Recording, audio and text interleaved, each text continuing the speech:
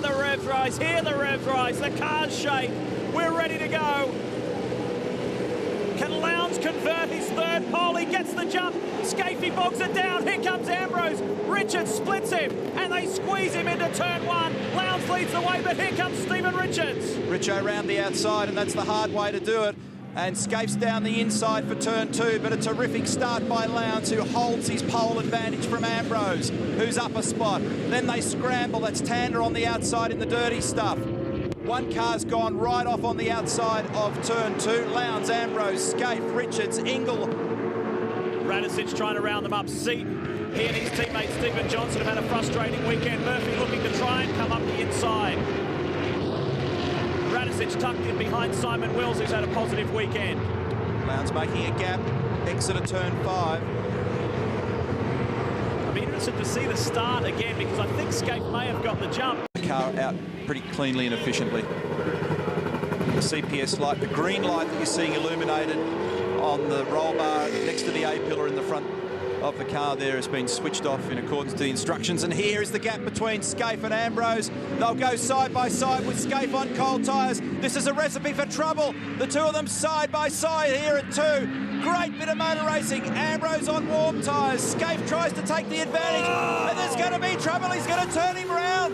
This will be a big brawl afterwards. Oh my goodness, the two that clashed at Perth, they've done it again.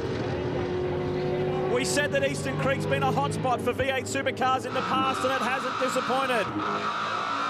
And Scaife will be furious. I want to hear him on the radio.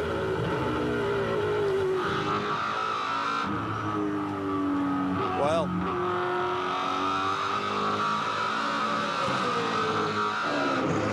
the battle between these two teams, Neil, is just not on the racetrack. Russell Ingles' stop was 7 seconds. Marcus was 4.7. Scaife was nearly the same. So both these teams just as competitive in the pit stop, which put them back out on the track the same.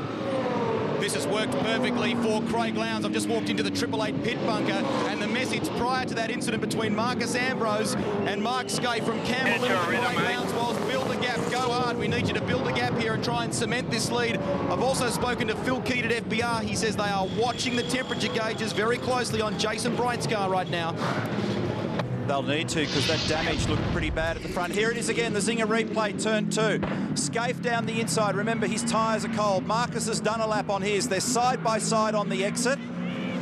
That angle doesn't really give us enough information to know what happens next. They go towards turn three. Contact. Scaife crossed up and sideways. You need to see it from above or the other side or from the onboards. This might tell more of the story. And this is the rearward shot. Now looking out the front of Marcus's car. Well, whoa.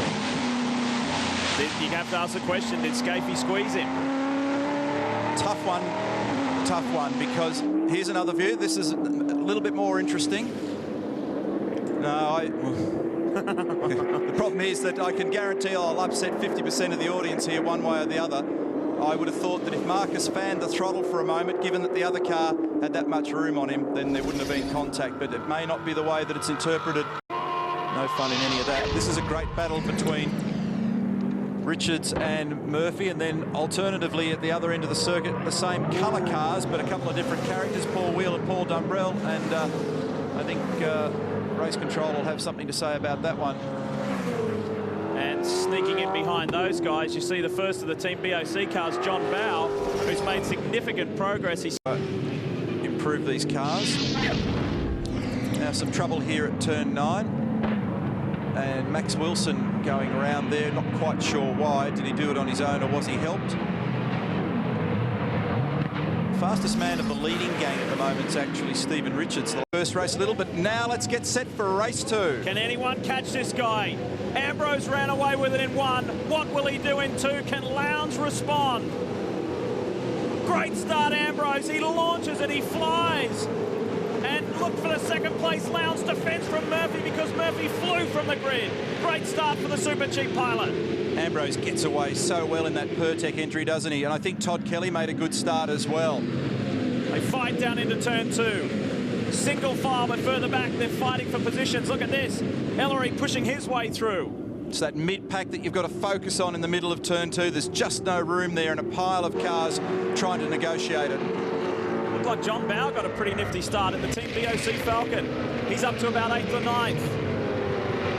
Through comes his teammate as well, Brad Jones, forcing his way. The nagging misfire that's playing car number 3 there, the Jason Richards Dodo Racing Holden, was still driving them crazy in the first race, crossed up, and in the process he lost several spots, notably to Russell Ingall.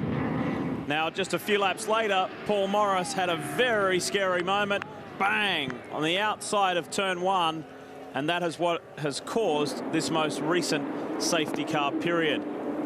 Pretty heavy contact there, and as is standard practice, Paul's been taken off to the medical centre, but the right-hand side of the car... Must win the round. That would make a different round winner in each of the 4 rounds this year. Zinger replay shows us what happened to Steve Ellery. And he's right. He said he felt a vibration. We heard that on the radio, and you can see that the lower part of the front air dam, the front wing there, the splitter, has detached. That generally comes from either pounding the car over the curbing here, and Stephen Richards at 3.9 for Russell Ingall.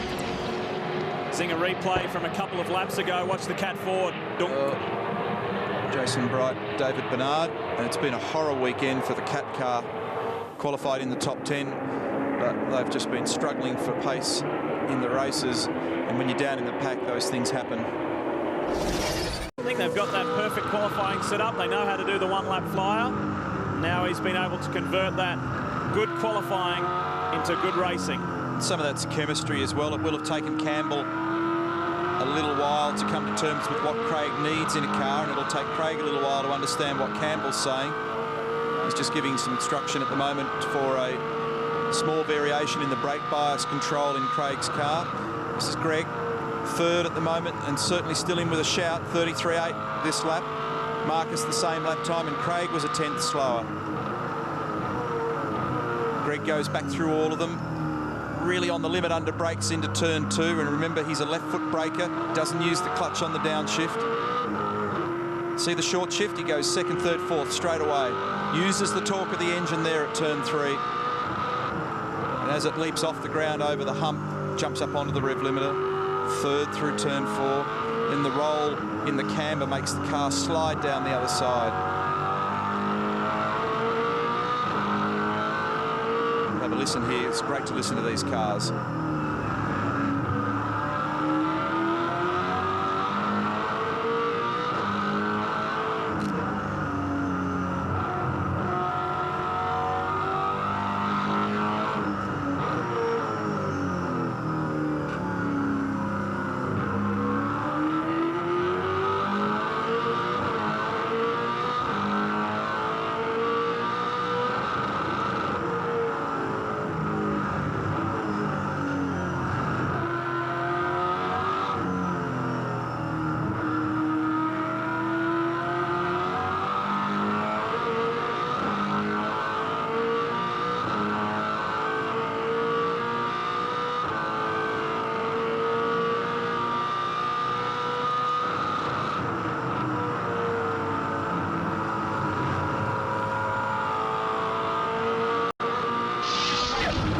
Sick of it, do you? No, really enjoyable. Sick of it. What you did see there was a great indication as we look at some nastiness down there involving Glenn Seaton and Jason Bargwanna and Mark Winterbottom, so both the Orcon cars involved. And a black flag has been issued to David Bernard for his part in the Jason Bright incident. Yeah, it sounded like Roland Dane getting on the radio. Zinger replay to tell us what happened in turn 9. So contact between Steve-O and Jason Bright, and then everybody else just tripped over it. Now, the interesting thing there is that Bridie's just run into one of his own cars. Yes, he has. The Britec Fujitsu Ford. And, you know, the interesting point in that, regardless of who may be right or wrong, and I haven't had enough of a look at it to fully understand it,